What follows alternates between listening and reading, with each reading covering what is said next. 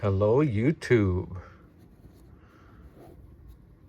I didn't cut myself with a knife. It was something else. Today we have what I am calling a deluxe knife slip containing the discontinued Kaiser Big Lighter titanium. Such a lovely knife. And what makes this knife slip deluxe is the fact that I have used the fancy red leather and then my nice light brown dyed leather and combined them.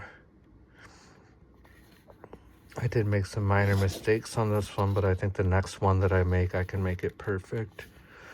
It's weird gluing the stuff at the edges when it's like that piece is wider than that piece. And it wants to come unglued while you're clamping it in and yada, yada, yada. But I think I know how to do it better now.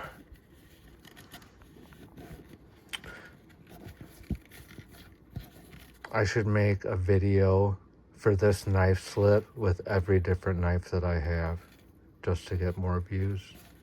But I'm not going to do that. So yeah, this was a quick, simple one.